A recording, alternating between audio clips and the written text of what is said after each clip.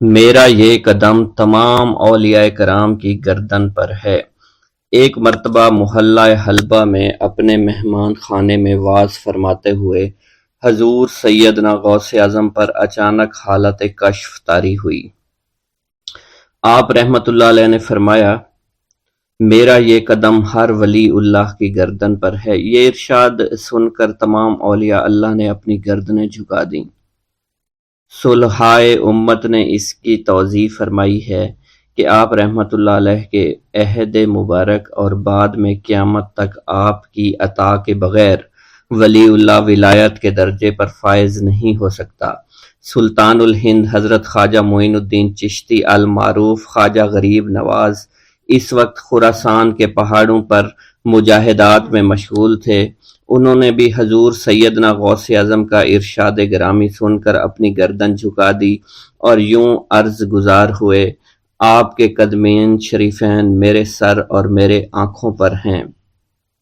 حضور سیدنا غوث اعظم فرماتے ہیں کہ میں 10 برس کی عمر میں اپنے شہر کے مکتب میں حصول علم کے لیے جایا کرتا تھا۔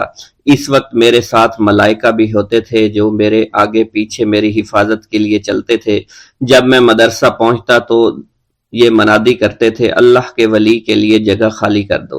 چنانچہ وہ میرے لیے جگہ خالی کر دیتے تھے۔ ایک مرتبہ میں نے ایک ایسے شخص کو دیکھا جس نے فرشتوں کی آواز سن کر کہا، جس میں کوئی مزاحمت نہ ہوگی، کہ یہ ایک نہایت معزز گھرانے کا فرد ہے اور عن قریب اس کو وہ عظمت حاصل ہوگی جس میں کوئی مزاحمت نہ ہوگی، اور اس کو ایسا قرب نصیب ہوگا کہ اس کو کوئی فریب نہ دے سکے گا۔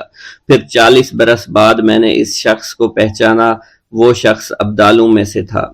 حضرت شیخ ابو سعود احمد بن بکر حریمی سے مروی ہے کہ حضور سیدنا غوث اعظم نے فرمایا کہ میں 55 سال تک تنہا عراق کے بیابانوں میں پھرتا رہا۔ میں لوگوں کو نہ جانتا، لوگ مجھے نہ جانتے۔ اسی دوران میرے پاس رجال الغیب اور جنات تشریف لاتے جنہیں میں طریقت اور اصول کی تعلیم دیتا تھا۔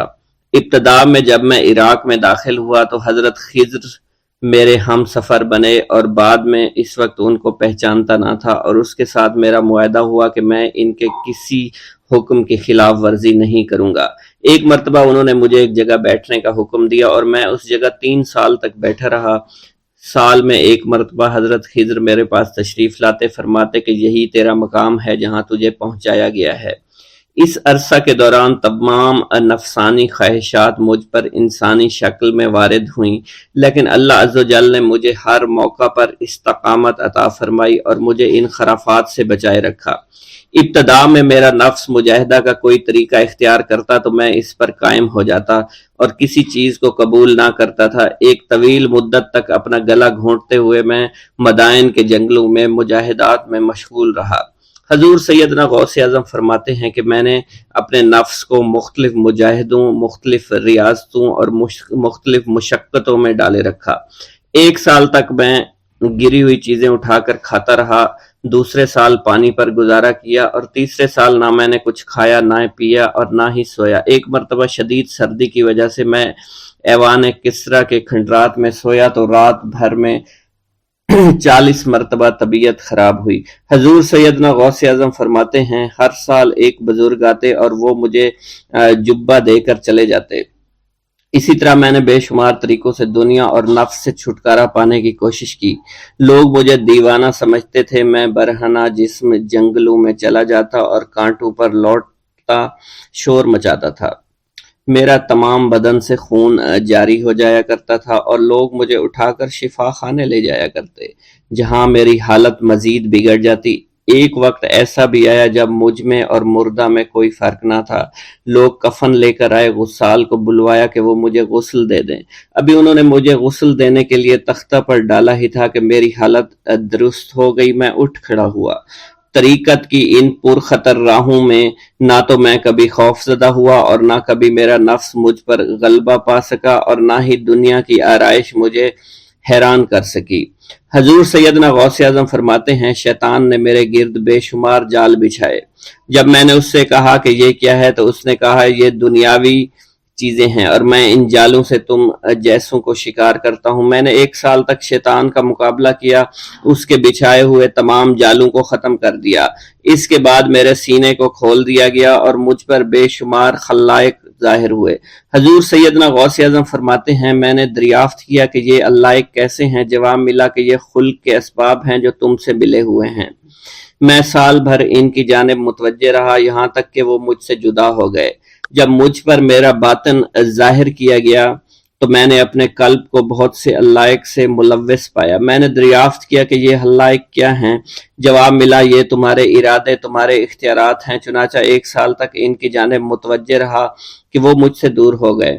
میرا قلب ان تمام غلاظتوں سے نجات پا گیا۔ پھر مجھ پر میرے نفس کو ظاہر کیا گیا، میں نے اس کا مشاہدہ کیا، مجھے معلوم ہوا اس کے ساتھ کچھ امراض اور بھی ہیں اور نفس کی خواہشات زندہ ہیں، نفس کا شیطان سرکش ہے۔ چنانچہ میں نے سال بھر پھر توجہ دلائی اور میرے نفس کے تمام امراض سرے سے ہی ختم ہو گئے اور اس کے شیطان نے کلمہ پڑھ لیا اور پھر میرے تمام امور اللہ کے لیے ہو گئے اور میں اپنی ہستی سے باہر نکل آیا۔ حضور سیدنا غوث اعظم فرماتے ہیں پھر میں توکل کے دروازے پر آیا تاکہ میرا مقصد پورا ہو، لیکن جب میں نے توکل کے دروازے پر پہنچا تو بے شمار لوگ موجود تھے۔ میں اس ہجوم کو چیرتا ہوا آگے بڑھا اور شکر کے دروازے پر پہنچ گیا، یہاں پر بھی لوگوں کا جمع غفیر موجود تھا، اس سے بھی چیرتا ہوا آگے بڑھا اور مشاہدہ کے دروازے پر پہنچ گیا اور یہاں پر موجود ہجوم کو چیرتا ہوا اندر داخل ہوا، حتیٰ کہ سب سے آخر میں مجھے فقر کے دروازے پر لایا گیا۔ فقر کا دروازہ خالی تھا۔ جب اس دروازہ میں داخل ہوا تو دیکھا جن جن چیزوں کو میں نے ترک کیا تھا وہ سب یہاں موجود تھیں۔ یہاں مجھے ایک بہت بڑے روحانی خزانے کی فتوحات سے نوازا گیا اور میرے لیے تمام دنیا کے خزانے کھول دیے گئے۔ مجھے روحانی عزت، دائمی فنا اور خالص آزادی عطا فرمائی گئی۔ میری تمام چیزیں جو میری ہستی اور میری صفات سب معدوم ہو گئیں اور میری ہستی کی جگہ کسی اور نے لے لی۔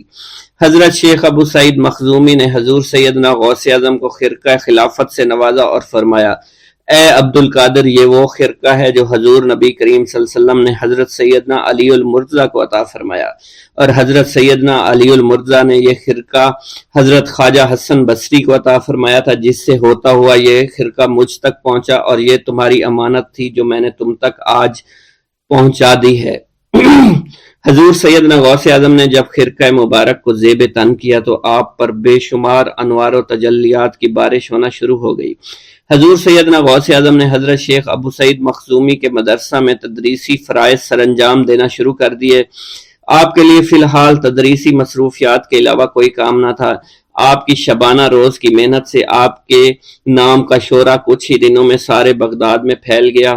طلبہ دور دراز کے علاقوں سے علم کے حصول کے لیے آنے لگے۔ طلبہ کی تعداد جب مزید بڑھنا شروع ہو گئی تو ارد گرد کے کئی مکانات کو خرید کر مدرسہ میں داخل کر لیا گیا۔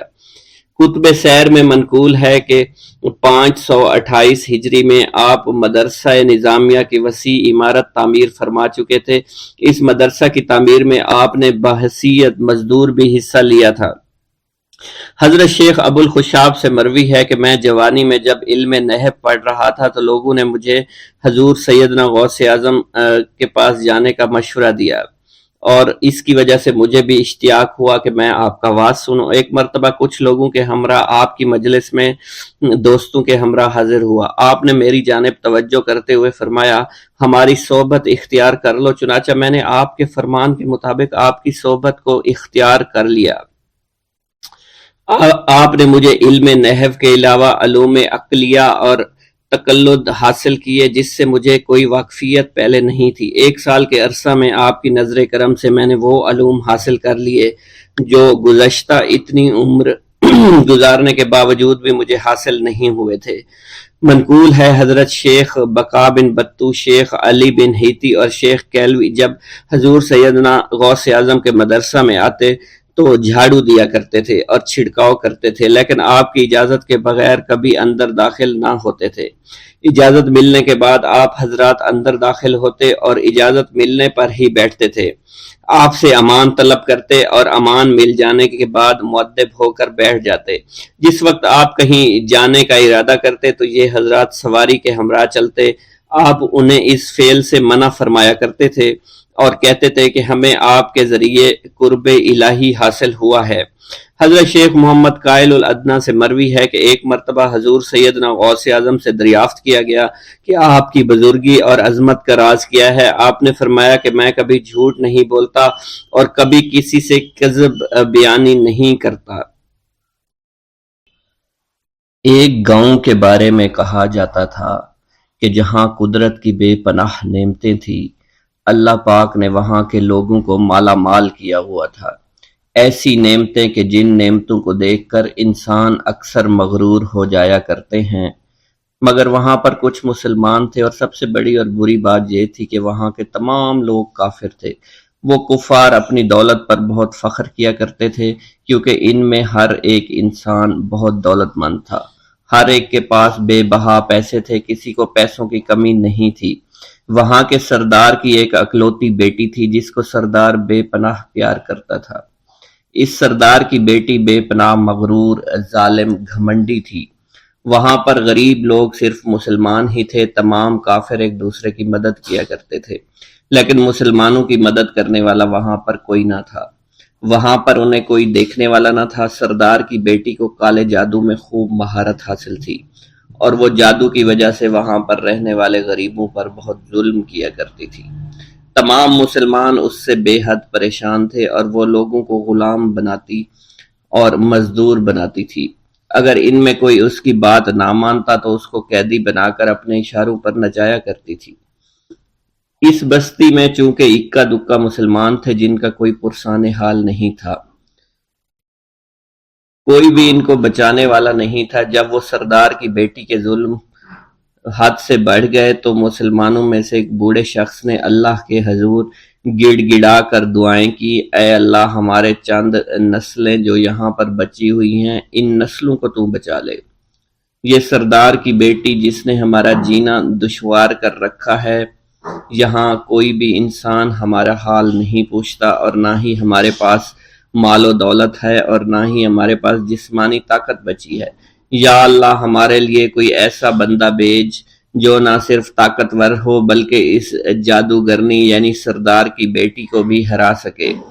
اللہ رب العزت نے اس بوڑھے کی دعا کو قبول فرمایا، اور یوں اس جگہ پر ایک اللہ والے کو بھیج دیا، اور وہ اللہ والے ایسے ہی بستی میں داخل نہیں ہوئے، بلکہ ایک دن کچھ عجیب واقعہ ہوا۔ ان کافروں کا سردار جنگل میں سیر سپاٹے کرتے ہوئے نکلا تھا، بڑی شان سے چلتا ہوا وہ سفر کر رہا تھا۔ اچانک ایک زہریلا سانپ اس کے سامنے آیا۔ اس زہریلے سانپ نے بادشاہ کو ڈس لیا، اور وہ بے ہوش ہو کر زمین پر گر پڑا اور تڑپنے لگا۔ اس کے جو ساتھی تھے انہوں نے جب اپنے سردار کو یوں تڑپتا ہوا دیکھا اور سردار کی غیر حالت دیکھی تو کہ جسے ایک زہریلے سانپ نے کاٹ لیا ہے، تو وہ فوراً اسے اٹھا کر گھر لے آئے تاکہ اسے بچانے کے لیے کچھ کیا جا سکے۔ اس لڑکی نے اپنے باپ کی جب یہ حالت دیکھی تو اپنے آس پاس کے بڑے بڑے حکیموں کو بلایا، لیکن عجیب بات یہ تھی کہ لاکھ کوشش کے باوجود زہر نکالنے میں سارے ناکام ہو رہے تھے،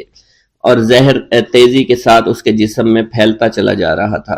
لیکن اسی وقت وہاں ایک درویش کی آمد ہوئی، ایک اللہ والے آئے، ان اللہ پاک نے اس مقصد کے تحت وہاں بھیجا تھا۔ اس اللہ کے ولی نے سردار کے گھر پر پہنچ کر دروازے کو کھٹکھٹایا۔ نوکروں نے پوچھا کون ہو، کس سے ملنا ہے؟ اس نے کہا میں نے سنا ہے کہ یہاں کے سردار کو سانپ نے ڈس لیا ہے۔ نوکر کہنے لگے کہ تمہیں کیسے پتا چلا کہ یہاں کے سردار کو سانپ نے ڈس لیا ہے؟ تم تو ہمیں اجنبی لگتے ہو، ہم نے تمہیں آج تک یہاں نہیں دیکھا ہے۔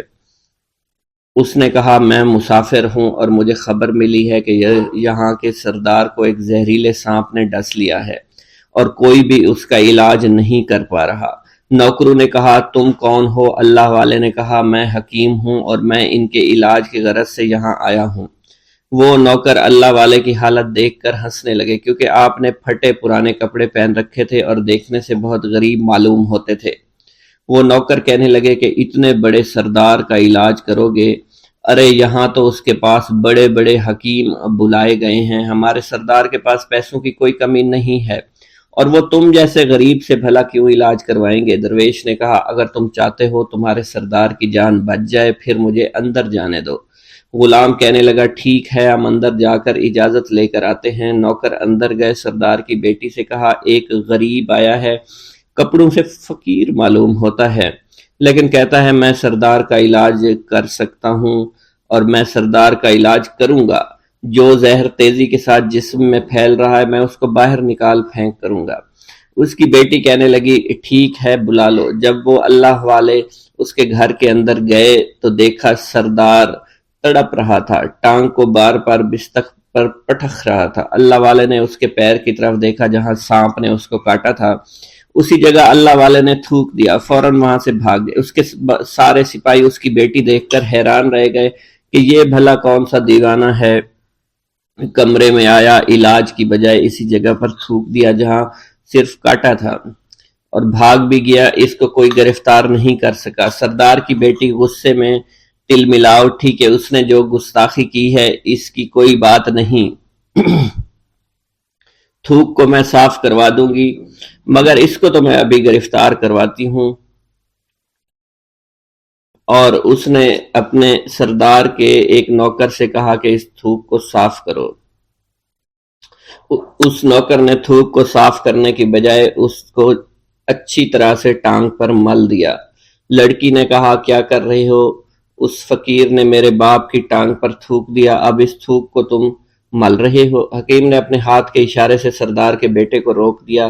جیسے اس تھوک کو سردار کی ٹانگ پر ملا گیا فوراً سارا زہر ختم ہو گیا۔ جو ٹانگ کٹنے کے قابل تھی وہ ٹانگ بالکل ٹھیک ہو چکی تھی، جو نیلی پڑ چکی تھی اب اصلی حالت میں آہستہ آہستہ واپس آ رہی تھی۔ اور جب وہ قبیلے کا سردار بالکل ٹھیک ہو گیا، ہوش میں آ گیا تو حیران رہ گیا۔ اسے بتایا کہ فقیر بابا کے تھوک کی وجہ سے آپ ٹھیک ہوئے ہیں۔ اس نے کہا وہ بزرگ تو ہمارے لیے مسیحا ہے، تم لوگوں نے انہیں جانے کیوں دیا؟ انہیں میرے پاس لے کر آؤ، انہوں نے ہم پر بہت بڑا احسان کیا ہے، ہم اس کے احسان کا بدلہ ضرور چکائیں گے۔ اس کی بیٹی جو خاموشی سے باپ کو دیکھ رہی تھی اس نے کچھ بھی نہ کہا۔ گاؤں کے سردار کے کہنے پر سارے سپاہی اللہ والے کو ڈھونڈنے کے لیے نکل گئے۔ وہ چاروں طرف پھیل گئے لیکن کہیں بھی اللہ والے کا پتہ نہیں چل رہا تھا۔ پھر جب سپاہی تلاش کرتے کرتے جنگل میں داخل ہوئے، وہاں ایک درخت کے نیچے ایک آدمی کو عبادت کرتے ہوئے دیکھا۔ وہ غور سے اس کو دیکھ رہے تھے اور کہہ رہے تھے یہ کس طرح کی عبادت کر رہے ہیں؟ ہم لوگ تو اپنے بتوں کے آگے ہاتھ جوڑتے ہیں، یہ نہ جانے کس کو سجدہ کر رہے ہیں۔ خیر، عبادت کے فوراً بعد اللہ والے کو پکڑ لیا، گاؤں کے سردار کے سامنے پیش کیا۔ وہ کہنے لگا آپ کون ہیں اور کہاں سے آئے ہیں؟ سب سے پہلے تو میں گستاخی کی معافی چاہتا ہوں، میرے لوگوں نے آپ کے ساتھ بڑی بدتمیزی کی لیکن آپ کی وجہ سے آج میں زندہ ہوں۔ ہم گناہ گاروں کی وجہ سے آپ جیسے لوگوں کو بہت تکلیف ہوئی ہے، اس لیے میں معذرت چاہتا ہوں۔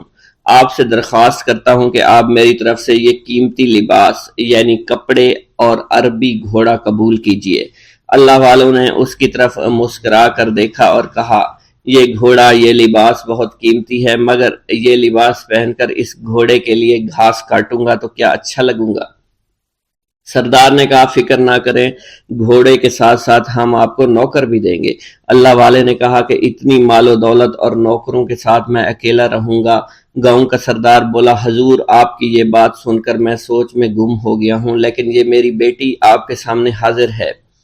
بیٹی حیرت سے اپنے باپ کو دیکھ رہی تھی کہ میرا باپ اب کیا کہنے والا ہے۔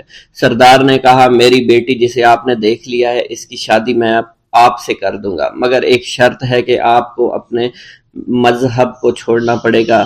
میرے سپاہیوں نے آپ کو عبادت کرتے ہوئے دیکھا ہے، جہاں تک ہمارے معمولات ہیں ہم بتوں کے آگے سجدہ کرتے ہیں اور ان کی عبادت کرتے ہیں، اور آپ جس کے آگے سجدہ کرتے ہیں وہ اللہ ہے، یعنی آپ مسلمان ہیں، اس لیے آپ کو اپنا مذہب چھوڑنا پڑے گا۔ کیا آپ ایسا کر سکتے ہیں؟ اللہ والے نے کہا کہ مجھے ایک بات بتائیے، آپ سب کچھ دیکھ رہے ہیں، آپ نے مجھے یہ بھی دعا دی کہ میری اولادیں ہوں اور آپ کی نسل آپ کی بیٹی سے چلے گی۔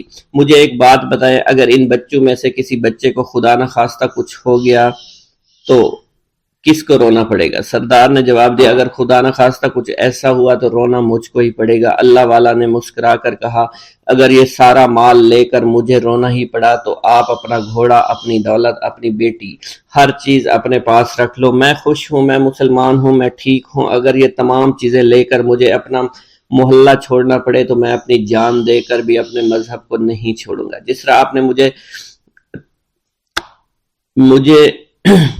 نوازا ہے، میں اسی رب کے دین کو چھوڑ کر چلا جاؤں گا۔ صرف چند پیسوں کی خاطر میں ہر دن پیسہ نہیں کر سکتا، اور اپنی درویشی میں بہت خوش ہوں۔ اللہ نے مجھے جس مقصد کے لیے بھیجا تھا وہ میرا مقصد پورا ہو جائے گا۔ گاؤں کے سردار نے پوچھا، یہ کہہ کر وہ اللہ والے جانے لگے تو سردار نے درویش کو رک جانے کا کہا اور کہنے لگے میں نے مال دے کر تمہیں آزمایا اور تمہیں پرکھا، لیکن تم اپنے مذہب کو چھوڑنے پر راضی نہیں ہو۔ اگر تم یہی سب کرنے آئے تھے تو تمہیں اس بات کا ڈر نہیں؟ کیا تم نہیں جانتے ہم کتنے طاقتور ہیں، اور میری بیٹی اپنے عمل میں اتنی ماہر ہے کہ تمہیں یہاں کھڑے کھڑے ابھی جنگلی جانور بنا سکتی ہے۔ اللہ والے نے کہا کہ اس نے جنگلی جانور کمزور لوگوں کو بنایا ہوگا، یہ مجھے جانور بنا کر تو دکھائے۔ اس سے پہلے کہ گاؤں کا سردار اپنی بیٹی سے کچھ کہتا کہ اس پر وار کرو، اللہ والے نے جادوگرنی پر ایسی پھونک ماری کہ وہ اسی وقت ایک بہت بڑی چھپکلی بن گئی۔ وہ کچھ بھی نہیں کر پا رہی تھی، وہ چھپکلی اتنی بڑی تھی کہ وہاں پر جتنے بھی انسان کھڑے تھے ان سب میں سب سے زیادہ اونچا اس کا قد تھا۔ وہ چھپکلی اللہ والے کے پاس آئی، اپنا زہر اس پر اگلنا چاہتی تھی کہ اسی وقت اس نے اس کے منہ پر تھوک دیا۔ تھوکنے کی دیر تھی، وہ چھپکلی جلنے لگی اور جس سے گرمی کی وجہ سے اس کا چہرہ پگھل رہا تھا، اس کا چہرہ جل کر کالا ہو چکا تھا۔ وہ مرنے والی تھی کہ سردار دوڑتا ہوا قدموں میں آ کر گر پڑا اور معافی مانگنے لگا اور کہنے لگا حضور اس گستاخی کے لیے میں معذرت خواہ ہوں، آپ مجھے معاف کر دو، میں نے سچ میں آپ کو بہت کمزور سمجھا تھا، آپ کو آپ کا مذہب سے ہٹانا چاہا تھا۔ اگر میری بیٹی ٹھیک ہو جائے تو میں سچ کہتا ہوں یہاں پر جتنے لوگ ہیں ہم پوری کی پوری بستی مسلمان ہو جائیں گے۔ اللہ والے نے کہا کہ ہم تمہیں اپنے دین میں شامل کرنے کے لیے یہ سب نہیں کر رہے، بلکہ تم لوگ مسلمان بھائیوں پر جو ظلم کرتے ہو وہ ظلم کو ختم کرنے کے لیے ہم یہاں آئے ہیں۔ ہمارے دین میں جبر اور ظلم نہیں۔ اگر تمہارے بیٹی سے انسان بن کر سدھر جاتی ہے تو اس کو اس کی اصلی حالت میں لانے کے لیے میں خود کو اللہ کی بارگاہ میں پیش کروں گا اور دعا کروں گا۔ سردار کہنے لگا کہ ہاں میری بیٹی اصلی حالت میں اگر آ جائے تو پھر ہم کسی پر ظلم و ستم نہیں کریں گے، اور میں دل سے اپنی بیٹی کے لیے معافی چاہتا ہوں۔ آج سے یہ کوئی بھی جادو ٹونا اور مسلمانوں کو تنگ نہیں کرے گی اور نہ ہی کسی مسلمان پر یہ ظلم اور جبر کرے گی، بس آپ اسے دوبارہ سے انسان بنا دے۔ اللہ والا نے چھپکلی پر دوبارہ سے پھونک ماری تو پھر سے انسان بن گئی اور اللہ والے کے قدموں سے وہ لپٹ گئی، کہنے لگی مجھے معاف کر دیجئے، مجھے معاف کر دیجئے، میں نے اپنے آپ کو بہت طاقتور سمجھا۔ اس لڑکی کا آدھا چہرہ جل چکا تھا اور کالا ہو چکا تھا۔ وہ کہنے لگی کہ آج اپنے باپ کے ساتھ میں آپ کے دست مبارک پر مسلمان ہونا چاہتی ہوں۔ میں وعدہ کرتی ہوں کہ آج سے اس بستی پر کوئی بھی کافر کسی مسلمان کے ساتھ بدتمیزی نہیں کرے گا، زیادتی نہیں کرے گا، ظلم اور جبر نہیں کرے گا، بلکہ ہم سب یہاں مل جل کر رہیں گے اور بھائی چارے کے ساتھ رہیں گے۔ ہم سب مسلمان ہو جائیں گے اور پھر یوں اللہ والے کے ہاتھوں پوری بستی کا سردار اور اس کی بیٹی نے اسلام قبول کر لیا، اور سردار نے اللہ والے سے اپنی بیٹی کا نکاح کر دیا، اور پھر اس بستی میں ہمیشہ کے لیے امن و امان قائم ہو گیا۔ بسم اللہ الرحمن الرحیم۔ منقول ہے کہ حضور سیدنا غوث اعظم کے زمانہ میں ایک مقرب کی ولایت سلب کر لی گئی۔ سب چھوٹے بڑے اس کو حقارت کی نگاہ سے دیکھنے لگے۔ اس نے 360 اولیاء اللہ سے التجا کی کہ وہ اس کے حق میں دعا فرمائیں، لیکن اس کا نام لوح محفوظ پر اشتیاق کی فہرست میں لکھ دیا گیا۔ ان اولیاء اللہ نے اس کو بتایا کہ تم کامیاب نہیں ہوں گے۔ اس کے چہرے کا رنگ سیاہ پڑ گیا۔ اس شخص نے حضور سیدنا غوث اعظم شیخ عبد القادر جیلانی کی خدمت میں حاضر ہو کر دعا کی درخواست کی۔ آپ نے فرمایا تم اللہ عز و جل کی بارگاہ میں مردود ہو گئے ہو، مگر میں تمہیں اللہ کے اذن میں مقبول بنا سکتا ہوں۔ پھر حضور سیدنا غوث اعظم نے اس کے لیے بارگاہ الہی میں دعا فرمائی تو غیب سے ندا آئی، کیا تمہیں معلوم ہے کہ تم سے پہلے بھی 360 اولیاء اللہ اس کے لیے سفارش کر چکے ہیں، لیکن اس کا نام لوح محفوظ پر اشتیاق کی فہرست میں لکھا جا چکا ہے۔ یا الہی تو مردود کو مقبول، مقبول کو مردود بنانے پر قادر ہے۔ اگر تیری منشا یہی ہے تو نے اس کو مقبول بنانے کے لیے مجھ سے دعا کیوں کروائی؟ غیبی ندائی، اے عبد القادر، اسے میں نے تمہارے سپرد کیا، تم اسے جو چاہے بنا دو۔ چنانچہ آپ کی دعا سے وہ پھر سے بارگاہ الہی میں مقبول ہو گیا۔ حضرت شیخ ابو صالح سے منقول ہے، حضرت شیخ ابو مدین مغربی نے مجھے حضور سیدنا غوث اعظم شیخ عبد القادر جیلانی کی خدمت میں بغداد فقر کی تعلیم کے لیے بھیجا۔ آپ نے مجھے 20 دن تک اپنے خلوت خانہ کے دروازہ پر بٹھائے رکھا اور 20 روز گزرنے کے بعد مجھے قبلہ رو ہونے کا حکم دیا گیا۔ جب میں قبلہ رو ہو گیا، آپ نے فرمایا، اے ابو صالح اس طرف دیکھو۔ چنانچہ میں نے اس جانب دیکھا تو آپ نے فرمایا کیا دیکھ رہے ہو؟ میں نے عرض کیا، بیت اللہ شریف میری نگاہوں کے سامنے ہے۔ آپ نے مجھے حکم دیا کہ اب مغرب کی سمت دیکھو۔ میں نے اپنا چہرہ مغرب کی جانب کیا تو آپ نے فرمایا کہ اب کیا دیکھ رہے ہو؟ میں نے عرض کیا کہ میں اپنے مرشد پاک حضرت ابو مدین کو دیکھ رہا ہوں۔ ایک مرتبہ سنان نامی عیسائی پادری نے حضور سیدنا غوث اعظم کی محفل میں حاضر ہو کر سلام عرض کیا۔ حاضرین کھڑے ہو کر بیان دیا کہ میں یمن کا رہنے والا ہوں، میں نے ارادہ کیا کہ میں اسلام قبول کروں گا۔ اسی دوران میرے دل میں خیال پیدا ہوا میں اس دور کی سب سے بہترین شخصیت کے دست مبارک پر کلمہ پڑھوں۔ اسی سوچ کے دوران مجھے نیند آ گئی۔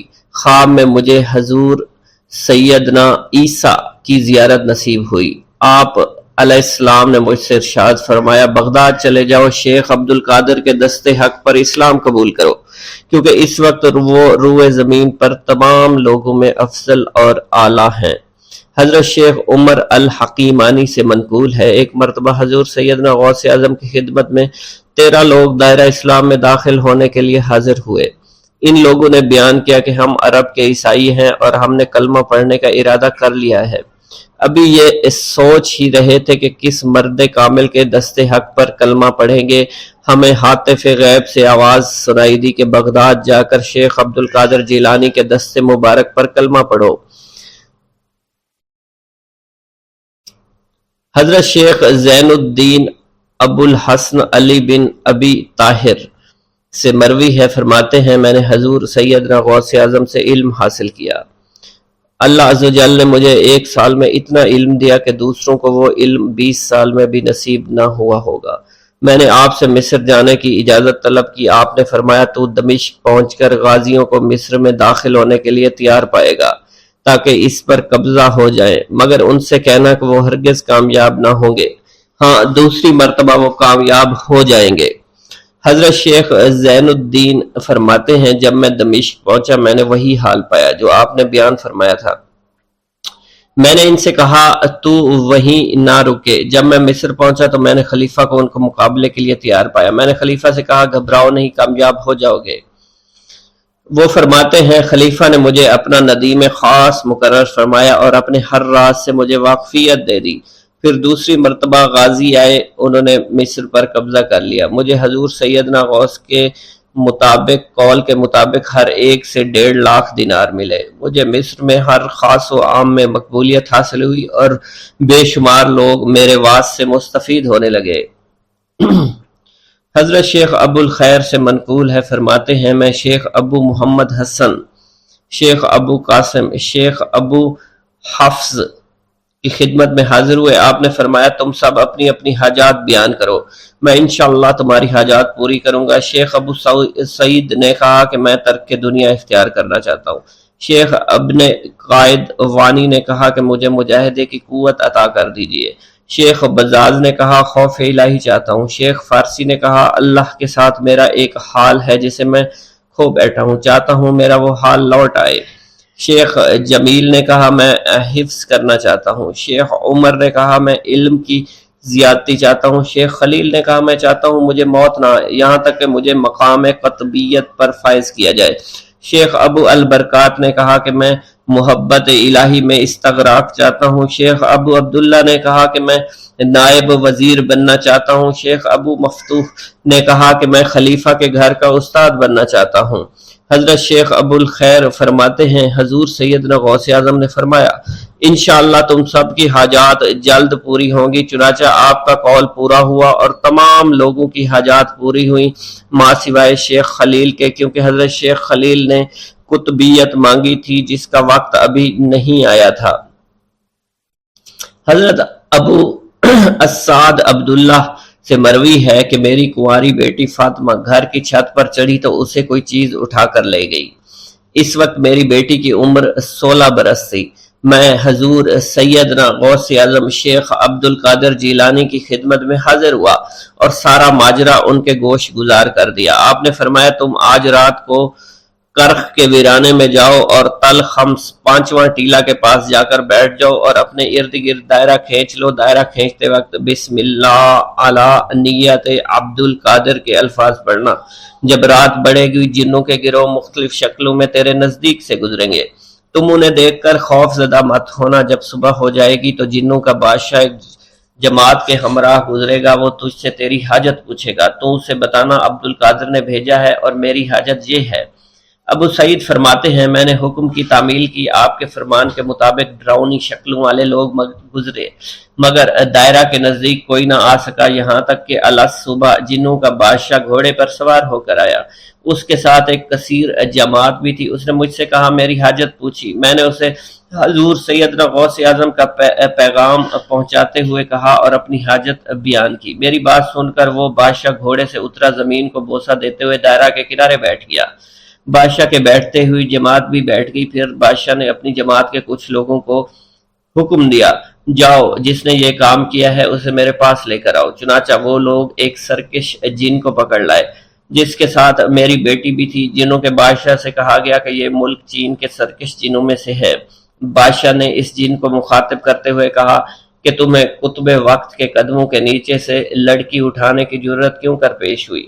اس سرکش جن نے کہا کہ میں اس لڑکی پر عاشق ہو گیا تھا۔ بادشاہ جن نے اس سرکش جن کو سر قلم کرنے کا حکم دیا اور میری بیٹی مجھے واپس لوٹا دی۔ میں نے بادشاہ جن سے کہا کہ تم نے حضور سیدنا غوث اعظم کا حکم بجا لانے میں کوئی کسر نہ چھوڑی۔ بادشاہ جن نے کہا کہ وہ گھر بیٹھے ہم جیسے سرکشوں کو دیکھ لیتے ہیں، خواہ کتنی ہی دور کیوں نہ بیٹھے ہوں۔ جب اللہ عز و جل کوئی کتب مقرر کرتا ہے تو اسے جن و انس پر قدرت عطا فرما دیتا ہے۔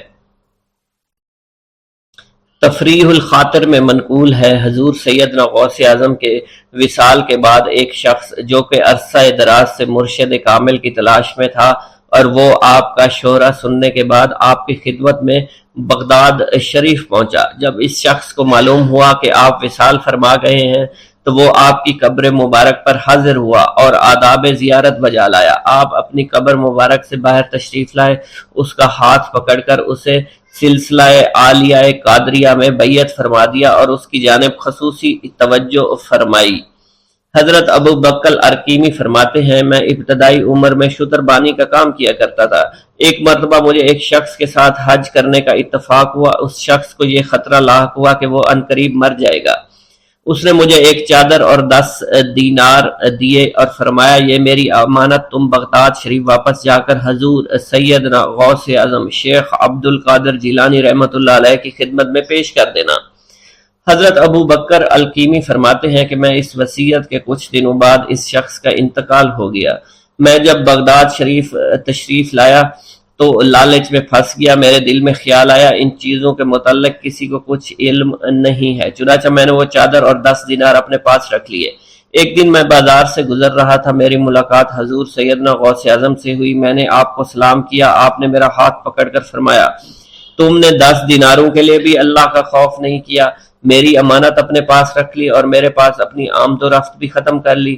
حضرت ابو بکر ارکیمی فرماتے ہیں کہ حضور سیدنا غوث اعظم کی بات سن کر مجھ پر غشی طاری ہو گئی اور جب مجھے ہوش آیا میں نے وہ چادر اور 10 دینار لا کر آپ کی خدمت میں پیش کیے اور معافی کا خواستگار ہوا۔ واللہ عالم۔ بغداد میں رہتے ہوئے بیت اللہ شریف کی زیارت۔ حضرت شیخ ابو صالح سے منقول ہے، حضرت شیخ ابو مدین مغربی نے مجھے حضور سیدنا غوث اعظم کی خدمت میں بغداد فقر کی تعلیم کے لیے بھیجا۔ آپ نے مجھے 20 دن تک اپنے خلوت خانہ کے دروازے پر بٹھائے رکھا اور 20 روز گزرنے کے بعد مجھے قبلہ رو ہونے کا حکم دیا۔ جب میں قبلہ رو ہو گیا، آپ نے فرمایا اے ابو صالح اس طرف دیکھو۔ چنانچہ جب میں نے اس جانب دیکھا، آپ نے فرمایا کیا دیکھ رہے ہو؟ میں نے عرض کیا بیت اللہ شریف میری نظروں کے سامنے ہے۔ آپ نے مجھے حکم دیا کہ اب مغرب کی سمت دیکھو۔ میں نے اپنا چہرہ مغرب کی جانب کیا تو آپ نے دریافت فرمایا کیا دیکھ رہے ہو؟ میں نے عرض کیا میں اپنے مرشد پاک حضرت ابو مدین کو دیکھ رہا ہوں۔ ایک مرتبہ سنان نامی عیسائی پادری نے غوث اعظم کی محفل میں حاضر ہو کر سلام عرض کیا اور حاضرین میں کھڑے ہو کر بیان دیا کہ میں یمن کا رہنے والا ہوں۔ میں نے ارادہ کیا میں اسلام قبول کروں۔ اسی دوران میرے دل پہ یہ خیال پیدا ہوا کہ میں اس دور کی سب سے بڑی شخصیت کے دست مبارک پر کلمہ پڑھوں۔ اس سوچ کے دوران مجھے نیند آ گئی۔ خواب میں مجھے حضرت سیدنا عیسیٰ علیہ السلام کی زیارت نصیب ہوئی۔ آپ نے مجھ سے ارشاد فرمایا کہ تم بغداد شریف چلے جاؤ اور شیخ عبد القادر جیلانی کے دست حق پر اسلام قبول کرو، کیونکہ اس وقت وہ روئے زمین پر تمام لوگوں میں افضل و اعلیٰ ہیں۔ حضرت شیخ عمر الکیمانی رحمۃ اللہ علیہ سے منقول ہے، ایک مرتبہ حضرت سیدنا غوث اعظم کی خدمت میں 13 لوگ دائرہ اسلام میں داخل ہونے کے لیے حاضر ہوئے۔ ان لوگوں نے بیان کیا کہ ہم عرب کے عیسائی ہیں، ہم نے کلمہ پڑھنے کا ارادہ کیا، ابھی سوچ رہے تھے کہ کسی مرد کامل کے دست حق پر کلمہ پڑھیں۔ ہمیں ہاتف غیب سے آواز سنائی دی کہ بغداد جا کر شیخ عبد القادر جیلانی کے دست مبارک پر کلمہ پڑھو۔ حضرت ابو الحسن علی سے منقول ہے، فرماتے ہیں ایک مرتبہ ایک جماعت کثیر کے ہمراہ حضرت سیدنا غوث اعظم کی زیارت باسعادت کے لیے روانہ ہوا۔ اسی دوران بے شمار لوگ میرے پاس آتے رہے، اپنی مشکلات کے حل کے لیے مجھ سے کہتے رہے۔ میں حضور سیدنا غوث اعظم سے ان کی سفارش کروں گا۔ حضرت ابو الحسن علی بن ملاعب القواس فرماتے ہیں رستے میں ایک بد اخلاق لڑکا بھی ہمارے قافلے میں شامل ہو گیا۔ مجھے اس کا علم تھا کہ یہ اکثر و بیشتر ناپاک رہتا ہے اور بول و براز کے بعد استنجا بھی نہیں کرتا۔ حسن اتفاق کے حضور سیدنا غوث اعظم سے بھی رستہ میں ملاقات ہو گئی۔ حضرت ابو الحسن علی فرماتے ہیں میں نے حضور سیدنا غوث اعظم کی خدمت میں لوگوں کے پیغامات پہنچائے اور پھر مجھ سمیت میرے ساتھ تمام موجودہ لوگوں نے آپ کے ہاتھ مبارک کو ازراہ عقیدت چومنا شروع کر دیا۔ وہ فرماتے ہیں جب اس بد اخلاق لڑکے نے حضور سیدنا غوث اعظم رحمۃ اللہ علیہ کا ہاتھ مبارک چوما تو بے ہوش ہو کر زمین پر گر پڑا۔ جب اس کو ہوش آیا تو اس کے چہرہ پر داڑھی نمودار ہو چکی تھی اور اس نے آپ کے دست حق پر توبہ کی، پھر اس کا شمار نیکوں میں ہوا۔ حضرت شیخ زین الدین فرماتے ہیں میں نے حضور سیدنا غوث اعظم سے علم حاصل کیا۔ اللہ عز و جل نے مجھے 1 سال میں اتنا علم دیا کہ دوسروں کو وہ علم 20 سال میں بھی نصیب نہ ہوا ہوگا۔ میں نے آپ سے مصر جانے کی اجازت طلب کی تو آپ نے فرمایا دمشق پہنچ کر غازیوں کو مصر میں داخل ہونے کے لیے تیار پائے گا تاکہ اس پر قابض ہو جائیں، مگر ان سے کہنا وہ ہرگز کامیاب نہیں ہوں گے، ہاں دوسری مرتبہ وہ ضرور کامیاب ہوں گے۔ حضرت شیخ زین الدین فرماتے ہیں جب میں دمشق پہنچا میں نے وہی حال پایا۔ آپ نے بیان فرمایا میں نے ان سے کہا تو وہ نہ رکے۔ جب میں مصر پہنچا میں نے خلیفہ کو ان کو مقابلے کے لیے تیار کیا۔ میں نے خلیفہ سے کہا گھبراؤ نہیں، تم کامیاب ہو جاؤ گے۔ جب غازی مصر پہنچے تو ان کو شکست ہوئی۔ شیخ زین الدین فرماتے ہیں خلیفہ نے مجھے اپنا ندیم خاص مقرر کر دیا اور اپنے ہر راز سے مجھے واقفیت دے دی۔ پھر دوسری مرتبہ غازی آئے، انہوں نے مصر پر قبضہ کر لیا۔ مجھے حضور سیدنا غوث اعظم کے قول کے مطابق ہر ایک سے 1.5 لاکھ دینار ملے۔ مجھے مصر میں ہر خاص و عام میں مقبولیت حاصل ہو چکی تھی اور بے شمار لوگ میرے واعظ سے مستفیض ہونے لگے تھے۔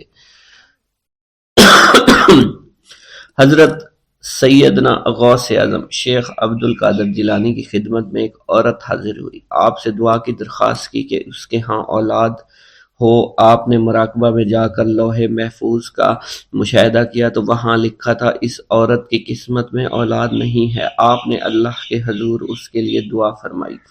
غیب سے ندا آئی اس کے ہاں اولاد نہیں، آپ اس کے حق میں دعا جاری رکھیں، یہاں تک کہ غیب سے آپ کو ندا آئی کہ ہم نے آپ کی دعا کی بدولت اس کو 7 لڑکے عطا فرمائے۔ چنانچہ اس عورت کے ہاں یکے بعد دیگرے 7 لڑکوں کی دعا کی پیدائش ہوئی۔ حضرت شیخ ابو الخیر منقول ہے، فرماتے ہیں میں شیخ ابو حسن اور شیخ خلیل بن احمد اور شیخ ابو عبداللہ کی خدمت میں حاضر تھے۔ آپ نے فرمایا تم سب اپنی اپنی حاجات بیان کرو، میں انشاءاللہ تمہاری حاجات پوری کروں گا۔ شیخ ابو سعود نے کہا کہ میں ترک دنیا اختیار کرنا چاہتا ہوں۔ شیخ ابو قائد نے کہا میں مجاہدی کی قوت چاہتا ہوں۔ شیخ ابوالزاز نے کہا کہ میں خوف الہی چاہتا ہوں۔ شیخ فارسی نے کہا اللہ کے ساتھ میرا ایک حال ہے جسے میں کھو بیٹھا میں چاہتا ہوں کہ میرا وہ حال لوٹ آئے۔ شیخ جمیل نے کہا میں حفظ وقت چاہتا ہوں۔ شیخ عمر نے کہا کہ میں علم کی زیادتی چاہتا ہوں۔ حضرت شیخ ابو الخیر محفوظ فرماتے ہیں حضور سیدنا غوث اعظم نے فرمایا انشاءاللہ تم سب کی حاجات جلدی پوری ہوں گی۔ چنانچہ آپ کا قول پورا ہوا اور تمام لوگوں کی حاجات پوری ہوئی ما سوائے شیخ خلیل کے، کیونکہ حضرت شیخ خلیل نے قطبیت مانگی تھی جس کا ابھی وقت نہیں آیا تھا۔ حضرت ابو سعود فرماتے ہیں حضرت شیخ حماد دباس کی خدمت میں حاضر ہو کر عرض کیا حضور میں ملک شام کی جانب مال تجارت لے کر جانا چاہتا ہوں اور میرا یہ قافلہ تیار ہے، میرے پاس 700 دینار کا مال ہے۔ حضرت شیخ حماد دباس نے فرمایا اگر تم اس سال سفر کرو گے تو تم سفر میں ہی قتل کر دیے جاؤ گے اور تمہارا تمام مال و اسباب لوٹ لیا جائے گا۔ حضرت حماد باس کی بات سن کر وہ تاجر حضور سیدنا غوث اعظم کی خدمت میں حاضر ہوا اور حضرت حماد باس کی بات بیان کر دی۔ آپ نے فرمایا کہ تم سفر پر جاؤ، میں تمہارا ضامن ہوں۔ آپ کا فرمان سن کر وہ سامان تجارت لے کر شام پہنچا۔ اپنا تمام مال فروخت کرنے کے بعد وہ تاجر اپنے کسی کام سے حلب گیا، وہاں ایک مقام پر اس نے 1000 دینار رکھ دیا اور حلب میں اپنی قیام گاہ پر واپس آ گیا۔ اس نے خواب میں دیکھا عرب بتوؤں نے ایک قافلہ لوٹا ہے، قافلہ کے کئی آدمیوں کو قتل کیا ہے جس میں وہ شامل ہے۔ اس کے بعد وہ بیدار ہوا، گھبرا کر اس جگہ پہنچا جہاں اس نے 1000 دینار رکھے تھے، اس کے دینار وہیں پر رکھے اس کو مل گئے۔ دینار لے کر واپس قیام گاہ پہنچا، بغداد شریف واپس جانے کی تیاری شروع کر دی۔ جب وہ تاجر بغداد شریف واپس پہنچا تو پہلے حضرت حماد باس کی خدمت میں حاضر ہوا تو آپ نے فرمایا کہ تم پہلے حضور سیدنا غوث اعظم کی خدمت میں حاضر ہوا، کیونکہ وہ محبوب سبحانی ہیں، انہوں نے اللہ کے حضور تمہارے لیے 70 مرتبہ دعا مانگی یہاں تک کہ تمہاری حقیقت کو خواب میں بدل دیا گیا۔ وہ تاجر آپ کی خدمت میں حاضر ہوا اور آپ نے حضرت حماد باس کی بات کی تصدیق کی۔